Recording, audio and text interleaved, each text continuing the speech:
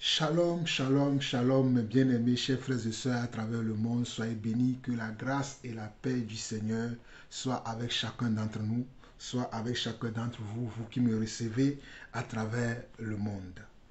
Je suis l'apôtre Jean-Paul Lawson et le Seigneur me fait encore cette grâce, ce privilège encore aujourd'hui de pouvoir encore partager sa parole, de pouvoir encore partager ses pensées concernant son royaume. Le royaume qu'il a préparé pour nous, le royaume qu'il est en train de préparer pour nous, dont il reviendra très bientôt chercher chacun d'entre nous, afin que là où il est, que nous aussi, nous soyons avec lui. Donc avant de continuer l'enseignement sur la perte probable du salut, la perte probable du salut aujourd'hui, nous allons prier comme d'habitude et le Seigneur va nous conduire. Mais avant de prier, j'aimerais vous saluer, vous toutes et vous tous mes frères à travers le monde.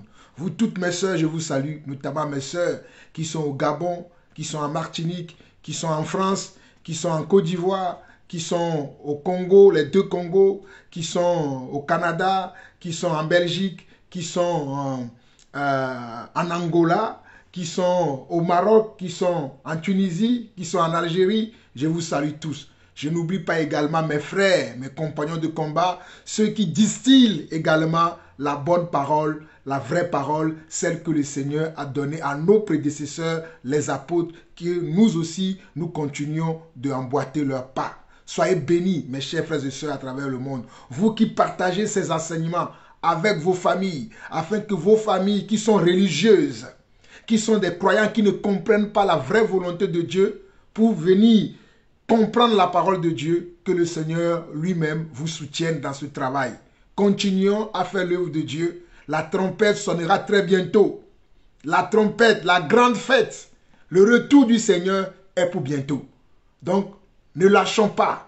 Continuons encore. Nous sommes dans un combat. Arrachons les âmes des mains de Satan.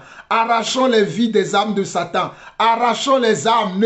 Ne nous arrêtons pas sur les commentaires des uns et des autres. Ne nous arrêtons pas sur les commentaires de certaines personnes. Nous sommes là uniquement pour faire la volonté de Dieu. Donc continuons à arracher les âmes des mains de l'ennemi. Il y a beaucoup d'âmes qui sont encore dans les mains de notre ennemi commun, qui est le diable et ses démons. Donc ne nous arrêtons pas. Mais bien aimés, chers frères et sœurs, regardez ma persévérance dans l'œuvre de Dieu. Regardez ma constance dans l'œuvre de Dieu. Regardez ma foi, oh alléluia, dans l'œuvre de Dieu. Alors je vous en conjure, vous aussi. Mais bien aimés, chers frères et sœurs, vous qui m'écrivez en privé, vous qui m'encouragez en privé, c'est l'heure, c'est le moment. C'est le moment que nous puissions partager cette vérité autour de nous et dans le monde entier. C'est le moment. C'est le moment. L'heure de la victoire et de la vérité a sonné dans mon cœur, que Jésus soit loué. Oui, l'heure de la victoire et de la vérité a sonné dans mon cœur, que Jésus soit loué. Oh, que Jésus soit loué dans la vérité. Que Jésus soit loué dans la vérité. Oui, que le roi soit élevé dans la vérité. Que le roi soit adoré dans la vérité. Oui, dans la vérité. Oui, dans la vérité. Oui, dans la vérité. Et dans la vérité. Et dans la vérité. Et dans la vérité. Oui, l'heure de la victoire et de la vérité a sonné dans nos cœurs, que Jésus soit loué.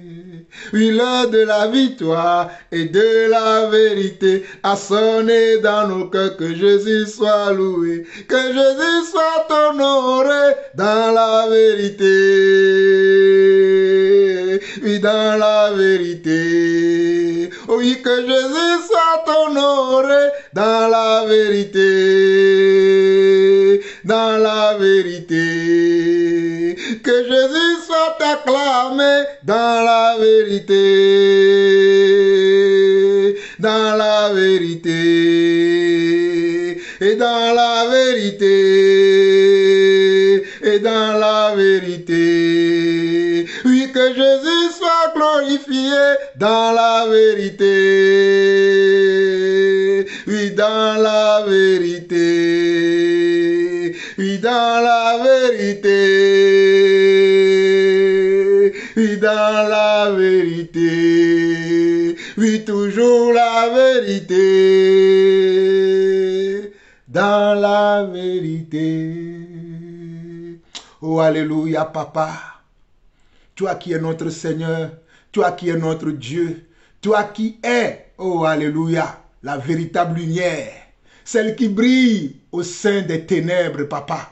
Nous savons que le monde entier dans lequel nous vivons encore, le monde entier dans lequel tu nous as laissés, afin que nous puissions préparer ton retour, afin que nous puissions annoncer, Seigneur Dieu, ton nom à toutes les nations, à tous les peuples, à toutes les ethnies, à toutes les cultures qui vivent dans ce monde, papa.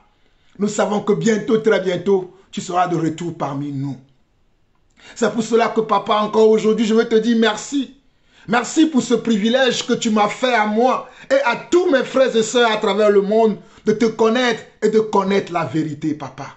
Oh, papa, quelle magnifique grâce, quel magnifique honneur de te connaître, de savoir que toi, Jésus-Christ, tu es le Dieu véritable et la vie éternelle. Et que ta parole n'a pas de fin.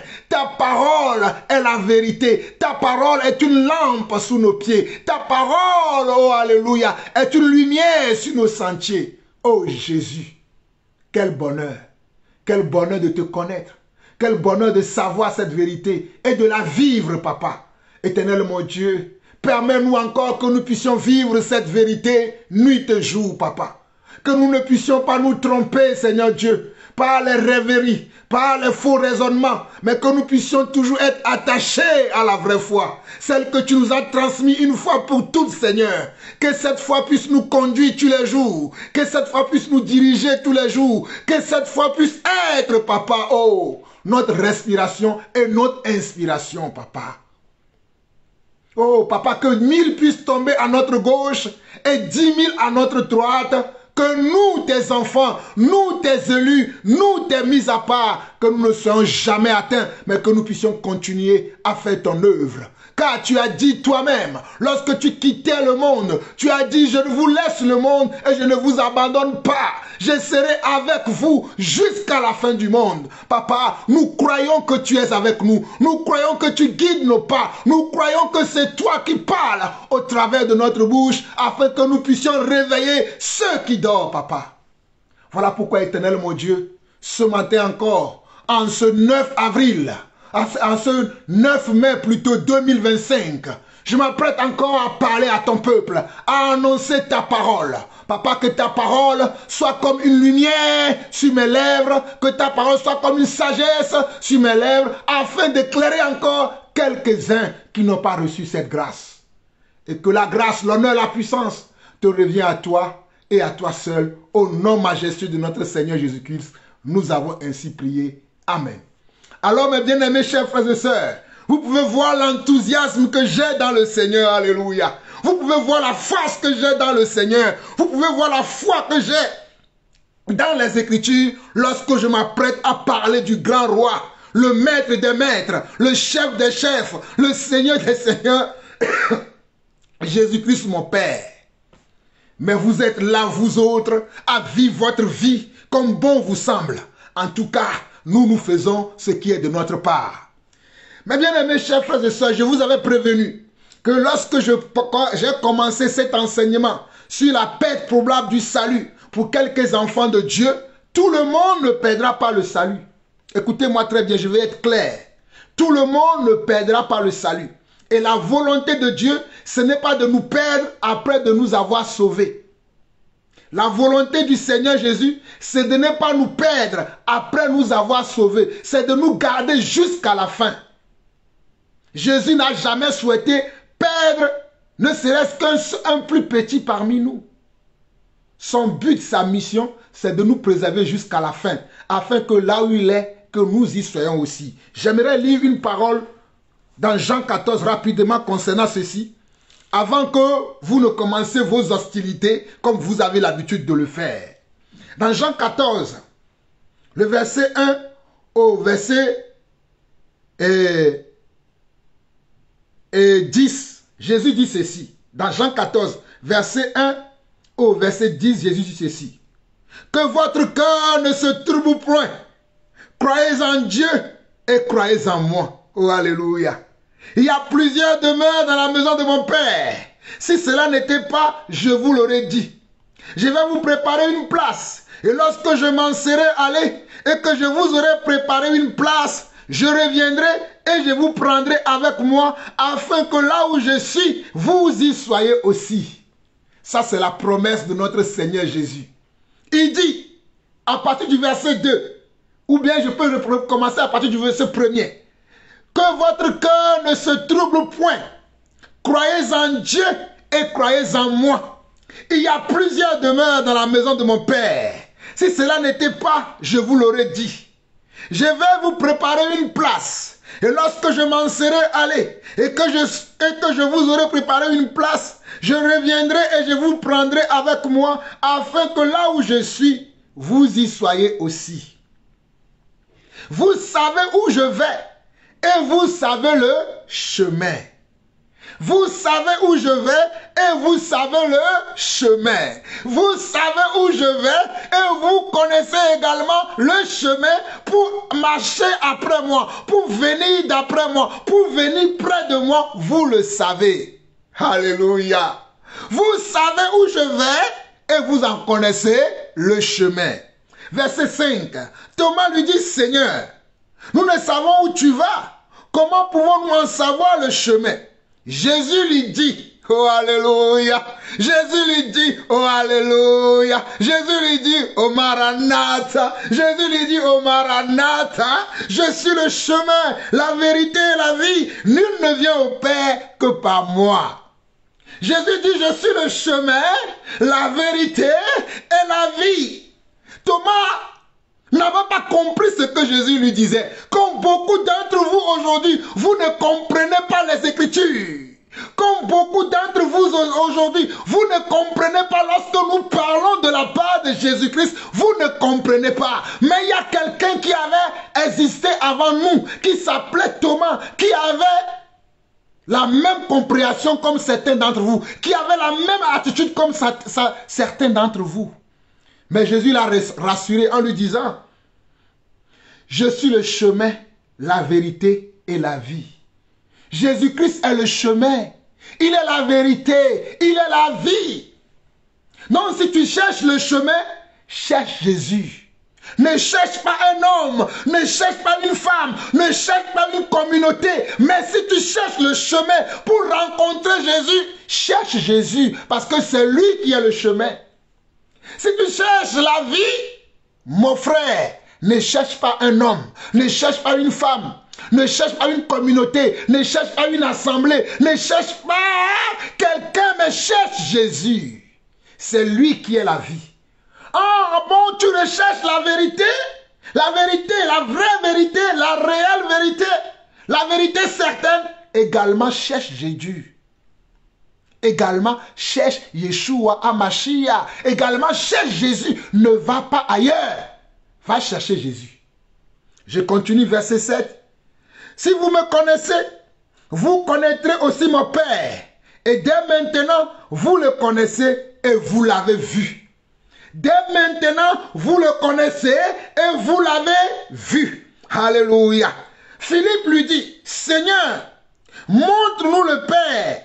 Et cela nous suffira.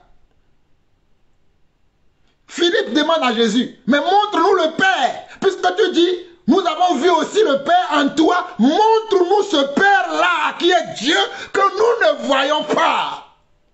Mais nous te voyons toi Jésus. Mais toi tu dis que le Père et toi vous êtes pareils, vous êtes la même chose. Et que quand nous te voyons, c'est comme si nous avons vu le Père. Philippe n'en pouvait plus supporter, il dit, Philippe lui dit, Seigneur, montre-nous le Père et cela nous suffit. Verset 9, Jésus lui dit, il y a si longtemps que je suis avec vous et tu ne m'as pas connu, Philippe. Il y a si longtemps que je suis avec vous et tu ne m'as pas connu, Philippe. Il y a si longtemps que je suis avec vous et tu ne m'as pas connu, Philippe. Celui qui m'a vu a vu le Père. Comment dis-tu, montre-nous le Père? Verset 10 où je vais m'arrêter. Ne crois-tu pas que je suis dans le Père et que le Père est en moi? Les paroles que je vous dis, je ne les dis pas de moi-même. Et le Père qui demeure en moi, c'est lui qui fait les œuvres. Verset 11, il dit encore au verset 11, croyez-moi, je suis dans le Père et le Père est en moi, sinon croyez du moins à cause de ses œuvres. Donc la vie éternelle est une question de croyance.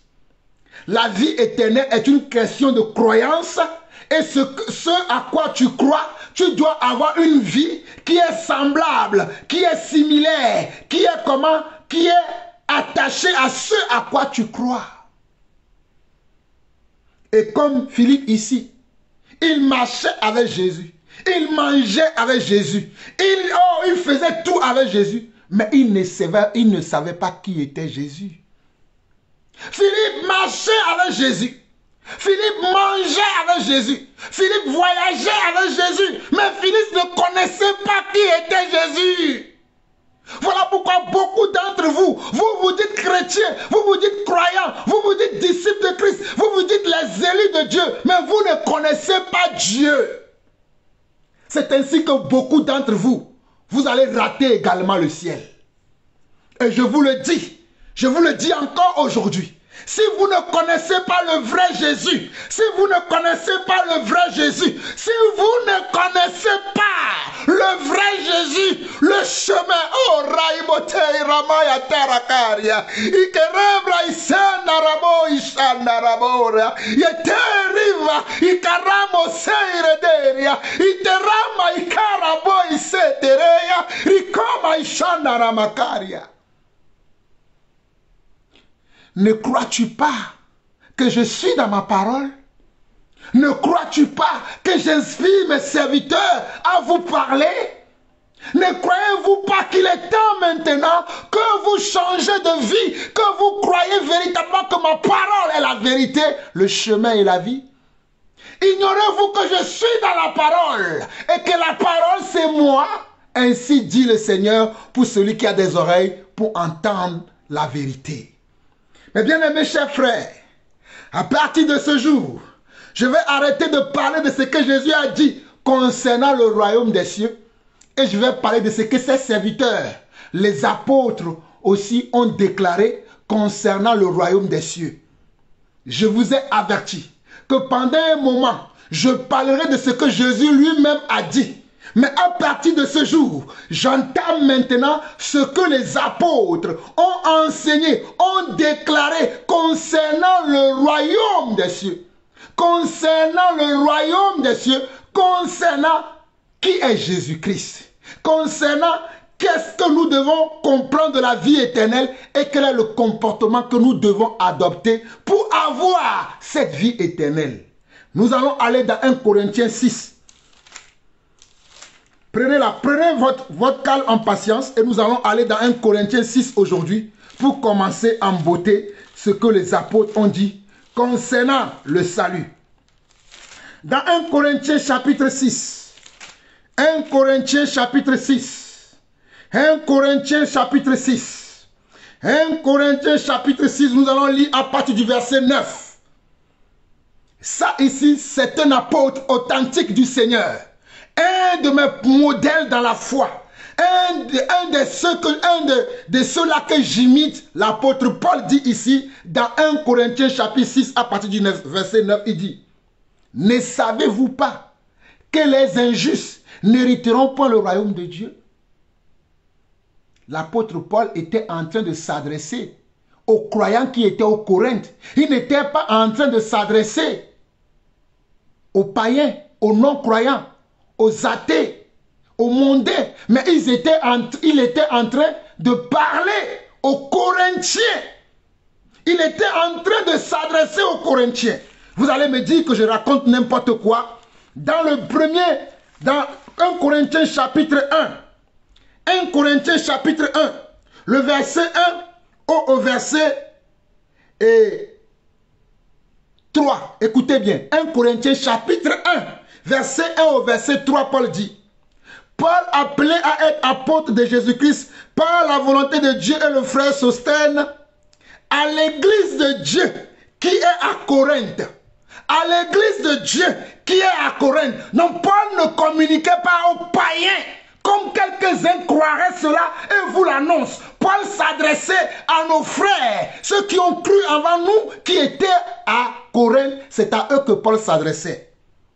À l'église de Dieu qui est à Corinthe, à ceux qui ont été sanctifiés en Jésus-Christ, à ceux qui ont été sanctifiés en Jésus-Christ, à ceux qui ont été sanctifiés en Jésus-Christ, à ceux qui ont été sanctifiés en Jésus-Christ. Saint par vocation, et tous ceux qui invoquent, écoutez bien, et tous ceux qui invoquent, en quelque lieu que ce soit, le nom de notre Seigneur Jésus, le Seigneur est le nôtre. À ceux qui invoquent en quelque lieu que ce soit, le nom de notre Seigneur Jésus-Christ, le Seigneur est le nôtre. Au verset 3 où je m'arrête, que la grâce et la paix vous soient données de la part de Dieu notre Père et du Seigneur Jésus-Christ. Voilà pourquoi lorsque moi aussi, Jean-Paul Lawson, je commence à parler, je dis toujours que la grâce et la paix du Seigneur notre Jésus soit avec vous et soit avec nous aussi. Je l'ai appris de mes prédécesseurs. Parce que c'est ainsi que nous les véritables, nous parlons. Mais bien aimés chers frères, oh alléluia, cet enseignement va être très clair pour vous. Et dans ce même passage, dans cette même lettre que l'apôtre Paul a envoyée aux Corinthiens, en poursuivant ces lettres, dans le chapitre 6 d'un Corinthien, à partir du verset 9, regardez ce que l'apôtre Paul dit. Il dit, ne savez-vous pas, veut dire, ignoriez-vous, ne savez-vous pas, veut dire, ignorez-vous que les injustes n'hériteront point le royaume de Dieu. Ignorez-vous que les injustes n'hériteront point le royaume de Dieu. Il continue. Ne vous y trompez pas. Paul continue. Il dit ne vous y trompez pas. Paul continue. Il dit ne vous y trompez pas. Paul continue. Il dit ne vous y trompez pas. Ne vous y trompez pas veut dire n'ayez pas en vous de faux raisonnements. N'ayez pas en vous une mauvaise compréhension, une mauvaise interprétation des Écritures. N'ayez pas en vous une mal-information. Oh, comment je peux vous parler encore, mes bien-aimés chers frères et sœurs? Paul dit, ne vous y trompez pas, ni les débauchés, ni les idolâtres, ni les adultères, ni les efféminés, ni les homosexuels, ni les voleurs, ni les cupides, ni les ivrognes, ni les outrageux, ni les ravisseurs n'hériteront le royaume de Dieu. Oh, alléluia! Je suis l'apôtre Jean-Paul Lawson, l'élu de Dieu pour annoncer sa parole. Je suis le serviteur de Dieu authentique de son temps. Je suis celui qui crie dans le désert pour aplanir le sentier du Seigneur. Je suis le rejeton de David, le toile brillante du matin. Celui qui a la grâce de Dieu sur sa vie, c'est moi Jean-Paul Lawson. Il dit ici, l'apôtre Paul dit ici, ne vous y trompez pas, ni les débauchés, ni les adultères, ni, oh, alléluia, ni les efféminés, ni les homosexuels, ni les voleurs, ni les cupides, ni les ivrognes, ni les outrageux, ni les ravisseurs n'hériteront le royaume de Dieu. Regardez le verset 11. Et c'est là ce que vous étiez. C'est là ce que vous étiez. Il n'a pas dit c'est là ce que vous êtes. C'est ce que vous étiez dans le passé avant de connaître le véritable. Avant d'accepter Yeshua HaMashiach. Avant de connaître la vérité, c'était votre état. Avant de savoir qui vous êtes, c'était ce que vous étiez. Oh, Maïdoro Brahma. Maïdere Breikera Mason de Robrosei. Imaraba Ishama Ikarabahaya. Matori Seirabahaya. J'étais parmi ces gens, moi aussi. Adultère, fornicateur, menteur, voleur, Seigneur. Mais tu m'as accordé la grâce de te connaître, de savoir que toi tu es le véritable de la vie éternelle, de savoir que tu es mon Dieu, mon Seigneur, et que tu m'as appelé pour te servir. En vérité, papa, tu m'as appelé pour te servir, et je ne te lâcherai jamais, Seigneur. Je te servirai jusqu'à ma mort, même si je dois perdre ma vie dans le service pour lequel tu m'as appelé. Vous blaguez avec le Seigneur. Vous croyez que le Seigneur, ce sont vos pasteurs, menteurs, voleurs, tricheurs, cupides, idolâtres, que vous idolâtrez dans vos assemblées. Vous pensez que c'est la même chose, Jésus? Et nous parlons, vous voulez discuter. Mes amis, je n'ai pas le temps de discuter avec vous. Moi, la vérité, là, je le connais. C'est la parole de Dieu. Vous pouvez même me tuer, comme vous avez tué dans le passé Étienne, comme vous avez voulu tuer Jacques, et vous l'avez tué. Vous pouvez tuer Jean-Paul Lawson, mais la vérité demeurera toujours la vérité. On ne peut pas tuer une vérité. On ne tue pas la vérité. On peut tromper les gens, on peut manipuler les gens, mais la vérité ne se tue pas. Elle demeure éternelle. La vérité ne se tue pas, elle demeure éternelle. Au verset 11 de 1 Corinthiens chapitre 6, Paul dit: et c'est là ce que vous étiez, quelques-uns d'entre vous.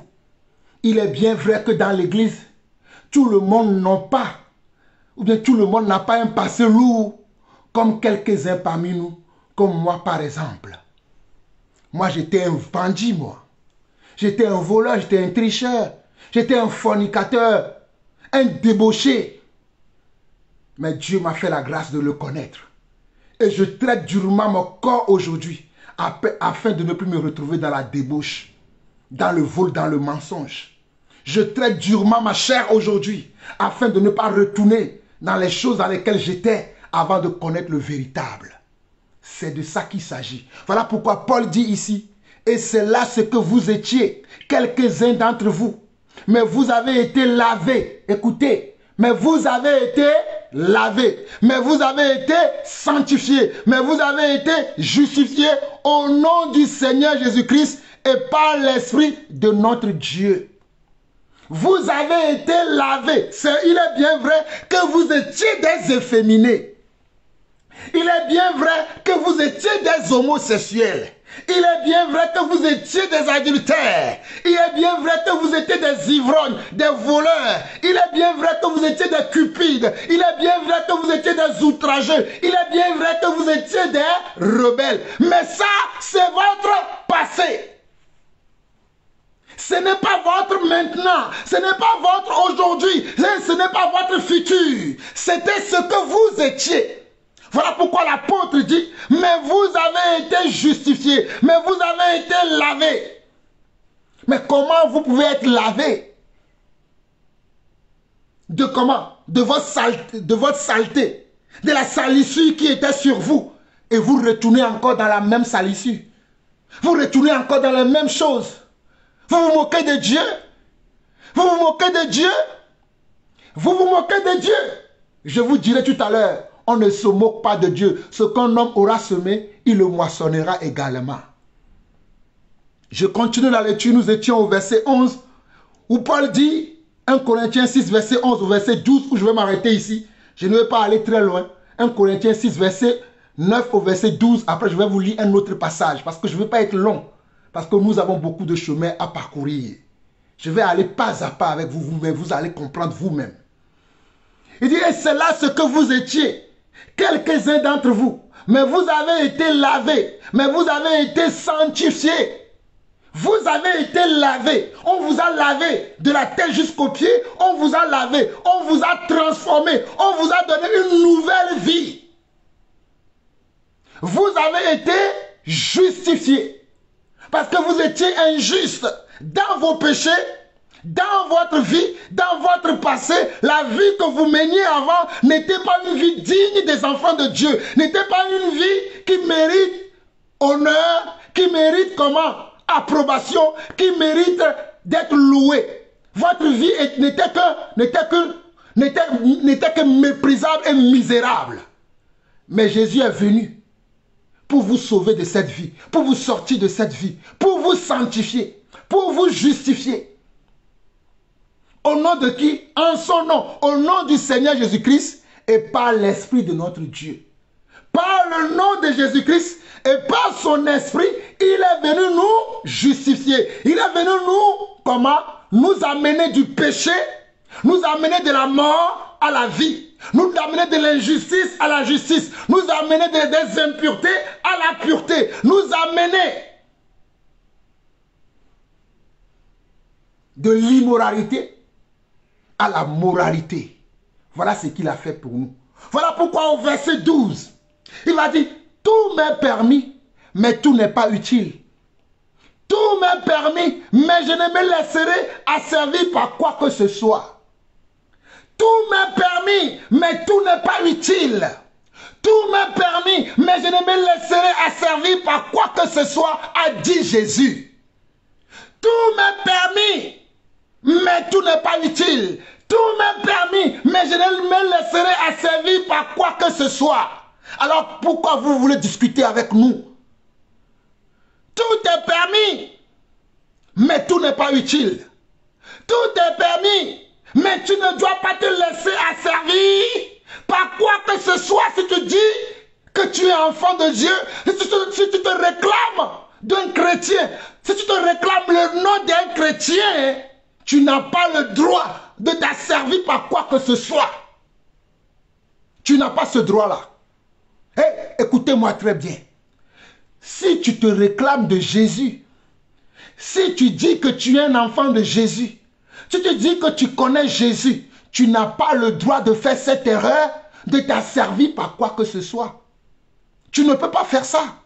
Il est formellement interdit pour toi qui te crois être enfant de Dieu, pour toi pour lequel Jésus a payé le prix en te rachetant de ton ancienne vie, en te rachetant de la vie que tu menais avant et t'amenant maintenant dans la vérité. Tu ne dois plus te laisser asservir par quoi que ce soit. Tu ne peux plus être jaloux. Tu ne peux plus être comment? Voleur. Tu ne peux plus être menteur. Tu ne peux plus être comment? Envieux. Tu ne peux plus être dans la colère. Tu ne peux plus être dans toutes ces choses malsaines dans lesquelles on retrouve les enfants de Dieu aujourd'hui. Tu ne dois pas te laisser asservir par quoi que ce soit. C'est Jean-Paul Lawson qui ment. Ok, 2 Corinthiens chapitre 5. Allons-y rapidement. 2 Corinthiens chapitre 5. 2 Corinthiens chapitre 5. 2 Corinthiens chapitre 5. Nous allons lire du verset 17 au verset 21. 2 Corinthiens chapitre 5 verset 17 au verset 21 dit ceci. Si quelqu'un est en Christ, si quelqu'un est en Christ, si quelqu'un est en Christ, être en Christ veut dire tu fais un avec Christ. Être en Christ veut dire tu acceptes la mentalité, tu acceptes la vérité, tu acceptes la parole, tu acceptes la sagesse et l'intelligence de Christ pour mener ta vie comme Christ. Voilà pourquoi il est dit, si quelqu'un est en Christ, il est une nouvelle créature. Si quelqu'un est en Christ, il est une nouvelle création. Si quelqu'un est en Christ, il est une nouvelle création. Les choses anciennes sont passées. Voici, toutes choses sont devenues nouvelles. Comment vous me dites que vous êtes en Christ, mais votre vie ne change pas? Comment vous me dites que vous êtes des élus de Dieu, des choisis de Dieu, des appelés de Dieu? Vous vous réclamez être des enfants de Dieu. Mais vous continuez dans le mensonge, vous continuez dans l'adultère, vous continuez dans l'homosexualité, vous continuez dans la fraude, vous continuez dans la haine, vous continuez dans la jalousie, vous continuez dans l'envie, vous continuez dans les médisances, vous continuez dans les colpotages, dans les rapportages, vous continuez dans la haine, dans la colère, pour ne citer que cela. Êtes-vous réellement en Christ? Posez-vous des vraies questions. Êtes-vous réellement en Christ? Sommes-nous réellement en Christ?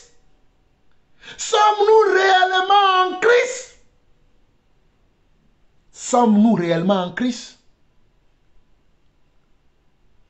Non, mon frère, je ne sais pas si tu as bien. Sommes-nous réellement en Christ?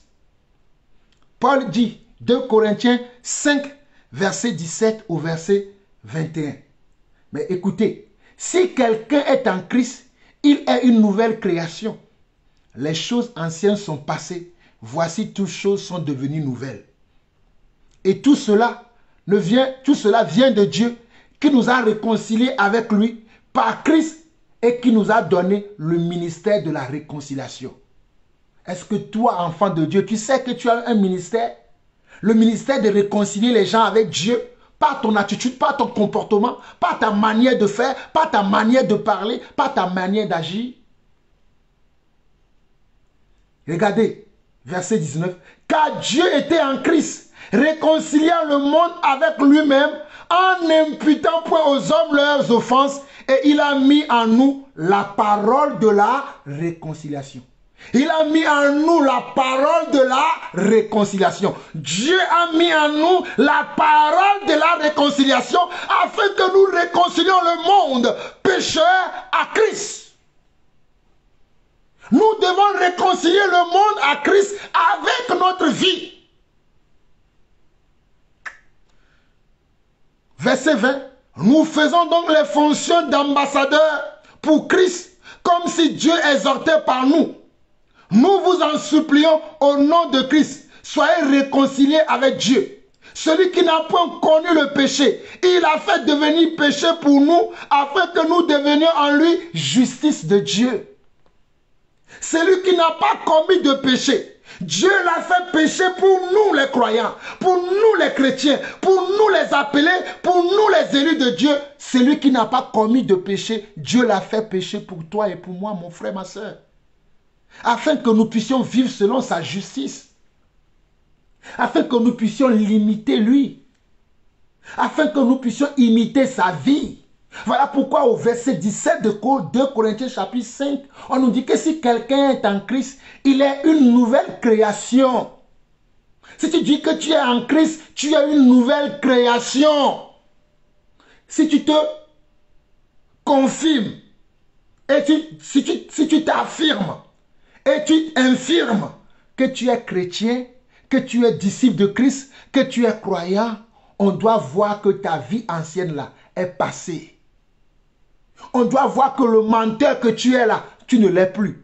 On doit voir que le voleur que tu es là, tu ne l'es plus. On doit voir que le brutal que tu es, la débauchée, le pervers sexuel que tu étais, le menteur que tu étais avant, le haineux, l'outrageux, l'ivrogne que tu étais avant, que tu ne l'es plus. Mais voici, tu es toujours ivrogne. Tu es toujours menteur. Tu dis non, ce n'est pas moi. Dieu est mort à la croix pour moi. C'est bon, je peux continuer à être ivrogne. Je peux continuer à être menteur. Je peux continuer à être tricheur. Je peux continuer à être efféminé. Je peux continuer à être homosexuel. Car Dieu aime les homosexuels. J'ai une parole pour toi, toi qui es dans cette passée. Revenons dans 1 Corinthiens chapitre 6. Je veux que tu comprennes cela, que cela soit clair pour toi et moi aujourd'hui. 1 Corinthiens chapitre 6, verset 9 au verset 10. Écoutez-moi très bien. Et je vais m'arrêter là. Nous poursuivrons encore, parce qu'il y a beaucoup de choses que je vais vous révéler ces derniers jours. Ne savez-vous pas que les injustes n'hériteront pas le royaume de Dieu? Toi qui continues encore dans l'injustice, dans la fraude, c'est toi qui empruntes de l'argent à tes frères, tu ne veux pas rembourser. Si on te demande, non, nous sommes frères, l'amour pardonne, l'amour supporte tout. Quel type de chrétien tu es? N'as-tu pas honte? N'as-tu pas honte? C'est toi qui prémédites de coucher avec une de tes sœurs. Tu l'invites au restaurant la nuit, il se fait tard, tu dis ma sœur, pour ta sécurité, je ne dois pas te laisser rentrer chez toi la nuit. Viens, on va aller à la maison, je ne vais rien te faire. C'est pour ta sécurité. La sœur vient chez toi à la maison, tu la violentes et tu couches avec elle. Tu es un malfrat, tu es un bandit et c'est l'enfer qui t'attend.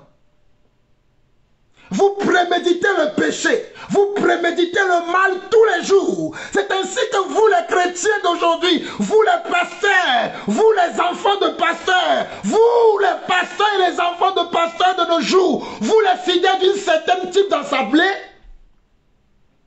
d'un certain type de communauté, c'est ainsi que vous vous comportez.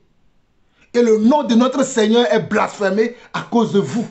Et quand on vous dit que ceux qui commettent de tels actes n'iront pas au ciel, n'iront pas dans la présence de Dieu, les cupides, les malfrats, les maudits, ces pasteurs-là vont vous dire que non, c'est vous, c'est nous qui ne comprenons pas les Écritures. Que non, on peut voler et mentir, on peut tricher tous les jours et aller s'asseoir à la droite de Dieu. Écoutez-moi très bien, je suis l'apôtre Jean-Paul Lawson et je veux te dire aujourd'hui par les Écritures.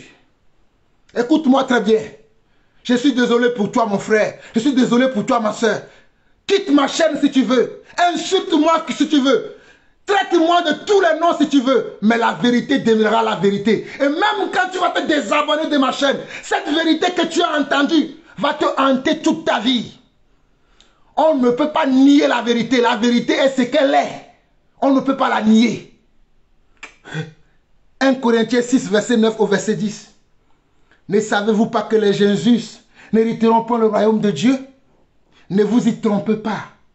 Ni les débauchés, ni les idolâtres, ni les adultères, ni les efféminés, ni les homosexuels, ni les voleurs, ni les cupides, ni les ivrognes, ni les outrageux, ni les ravisseurs n'hériteront point le royaume de Dieu.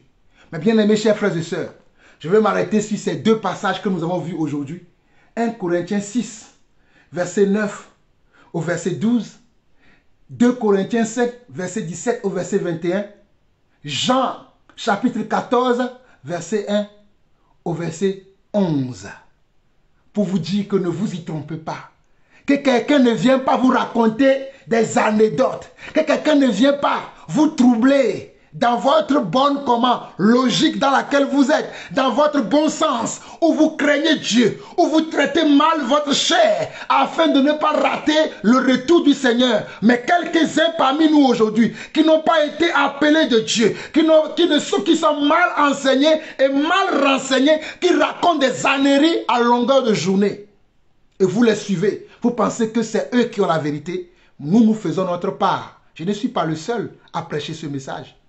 Je vous ai joué, lorsque j'ai commencé cet enseignement, des audios, des vidéos de certaines personnes qui enseignent la même chose. Je vous prépare une vidéo prochainement où même un fou, écoutez-moi, où un fou prêche le vrai évangile. Il y a un fou actuellement en Côte d'Ivoire que Dieu agite de telle sorte que moi-même quand j'ai vu ça, j'ai dit, oh papa, nous les enfants de Dieu, nous avons tellement été trompés, abusés, nous avons été tellement manipulés que nous sommes incapables de prêcher l'évangile aujourd'hui, que tu es en train d'utiliser un fou pour prêcher à ton peuple. Il y a un fou qui prêche le message de la vérité aujourd'hui. Je dis bien un fou. Quelqu'un qui a perdu la tête. C'est lui que Dieu utilise maintenant pour nous parler, nous les enfants de Dieu. Un fou. Je vais vous montrer ça dans l'épisode prochain. Avant de commencer, je vais vous montrer le fou qui prêche l'évangile. Et il prêche en plus le bon évangile. Il ne prêche pas le faux. J'ai dit, l'heure est prête. Je me suis dit, quand j'ai vu ça, j'ai dit, Seigneur, ça c'est les signes de la fin des temps. Si de notre époque, Dieu va utiliser un fou pour parler à son peuple, c'est qu'il y a plus de temps à perdre. Il faut que nous redoublons d'efforts, que nous vous disons la vérité. Que celui qui veut écouter, écoute. Que celui qui ne veut pas écouter, n'écoute pas. Mais ce n'est plus le moment de discuter. Voilà pourquoi moi je n'aime plus les discussions inutiles et stériles. Je sais ce que je sais, je vis ce que je vis. Advienne que pourra. Écoutez-moi très bien. Je sais ce que je sais, je vis ce que je vis, j'annonce ce que je sais. Que celui qui a des oreilles pour entendre, entende ce que l'Esprit dit à son Église. Vous avez écouté votre frère, le serviteur, l'apôtre Jean-Paul Lawson. Nous vous aimons et Jésus vous aime. À bientôt, à la prochaine épisode. Vous allez encore apprendre beaucoup de vérité.